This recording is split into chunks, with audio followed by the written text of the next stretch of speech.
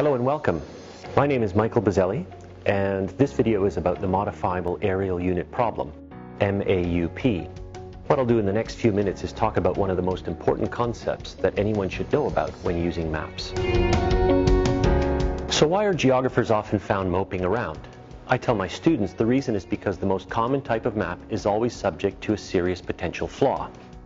Before we dive in, let's take a quick peek at an example. This map shows infection rates for the city of Toronto in the COVID pandemic. We're looking at mapped data for areas, neighborhoods in this case, and this is called a choropleth map. We'll come back to that. For now, know that there is a serious or intractable data and statistical problem in the data behind the map that we're looking at, therefore our moping. So what I will do in the next few minutes is talk a little bit about what's behind MAUP, its impact, and what we can do about it to be data smart. Okay, so just a few words about the art and science of cartography. You're probably aware that there are different types of maps, such as topographic and thematic. Our interest here is in the data behind the most common type of map that most people see. Not just professionals, but virtually anyone. And that's choropleth maps. Let's have a little context. When we think of the data behind maps, we can think of point maps showing an incident, for example, in some point in geographic space, or flow maps that show connections between regions like migration or trade, and maps showing aerial data or data for areas, hence MAUP. And these are choropleth maps, and they show quantities or data for areas like neighborhoods in a city, cities in a province or state, or states or provinces in a country. Have a look at the map being used by John King of CNN during the U.S. presidential election in November 2020. A much bigger lead if we rewind the tape. Go back to midnight Tuesday night, it was giant. Go back to yesterday, it was still significant. Now, is that big enough is the question. 135,702 votes lead the President of the United States in the Commonwealth of Pennsylvania. But Joe Biden has been gaining as these blue counties, Allegheny in the west, Philadelphia and the suburbs around it in the east, have been counting their votes. So let's just take a peek. Philadelphia. This is exactly the kind of map that raises the specter of MAUP. And it's not just elections. Think of COVID, income differences across regions, labor force participation, or any issue you care about that can be represented with aerial data. So what's behind the P in MAUP or MAUP? Well, it's a bit technical, but I think we can boil it down for you. We call it MAUP. Statisticians refer to it as data aggregation. Economists sometimes refer to something similar called Simpson's paradox, but we refer to it as the Modifiable Areal Unit Problem.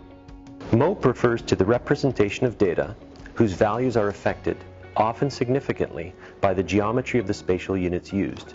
In other words, if we change the spatial units, we're changing what we see in the map. Looking at these illustrations, we've altered the size and orientation. Imagine how much more complex this becomes if the shapes change. Part of the problem is the aerial units we use are often based on tradition and inherited because that's what's been used before. But of course, boundaries can almost always be drawn infinitely differently. And what is the effect? Well, the effect is that we get a different representation of the data and therefore a different map.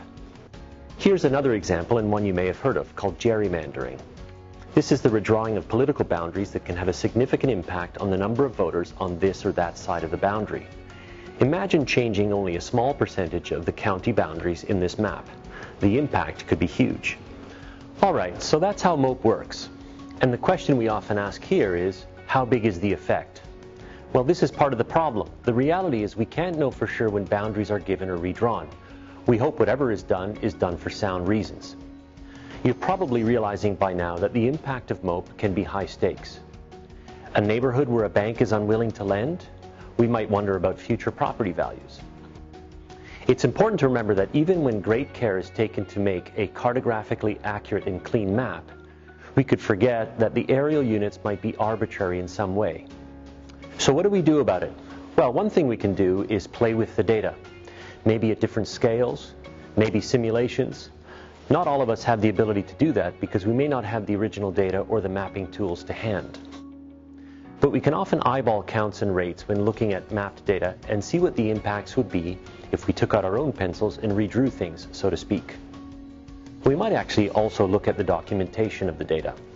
A key point here is the number of observations in the areas. We don't want to see wildly different averages or some other counts just because data are spatially reassigned from one area to another. And because this is part art and science, the rules and answers aren't hard and fast. Good judgment is needed. Try looking at the data objectively and dispassionately. And ask yourself, why does this make sense? Or not, for that matter. Okay, I hope I've provoked some thought for the next time you look at a choropleth map and think about the modifiable aerial unit problem. More and more of us are doing this, so it's important to keep in mind. And most of all, I hope that you won't despair like the geographer often can. Thanks for watching.